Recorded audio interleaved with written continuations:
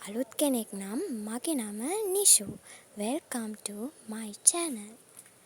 ඉතින් ඔන්න අද මම ඔයගොල්ලන්ට අරගෙන ආවේ මගේ vision board vlog එක. මම හුඟ දවස් ඉඳන් plan කරලා මගේ vision board එක හදන විදිහ තමයි ඔයගොල්ලන්ට අරන් ආවේ.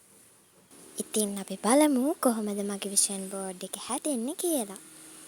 මං හිතනවා මේ වීඩියෝ එක ඔයගොල්ලන්ට ගොඩක් වැදගත් වෙයි කියලා.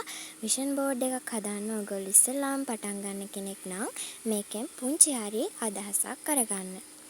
ඉස්සෙල්ලාම මං කරේ මට අවශ්‍ය කරන හැම දෙයක්ම හොයාගත් එක. මට එක විදිහ පින්තූර මගේ හීනවලට ගැලපෙන පින්තූර තමයි මං තෝරගත්තේ. ඒ වගේම මං 2025 කියලා ලියපු පොඩි ටාප් එකක් ඊට පස්සේ පොඩි අපිට මේක හදාගන්න කාඩ්බෝඩ් එකක් ඕන වෙනවා. මං ඒකට සුදු පාට A4 අලවගෙන තියෙනවා. ඉතින් ওই ටික තමයි මට ඕන කරන්නේ. ඉතින් ඔයගොල්ලෝ මේ දකින්නේ මම විෂන් බෝඩ් එක අලවන හැටි. ඉතින් මම හැම දෙයක්ම හොයාගත්තයින් පස්සේ ඒවා ටික තියලා බලලා මට ගැලපෙන විදිහට මම ඒ ටික අලවගත්තා. ඉතින් විෂන් බෝඩ් එක හදලා ඉවරයි ළමයි.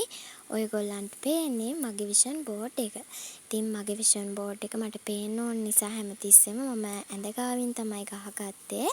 ඉතින් ඒක හරිම ලස්සනයි. ඉතින් මං හිතුවටත් වඩා හොඳට ඒක ආවා. ඉතින් ඇත්තටම මට හරිම සතුටුයි. මම ඉස්සෙල්ලාම විෂන් බෝඩ් එකක් කියන්නේ මොකක්ද කියලාවත් හිතුවේ නැහැ.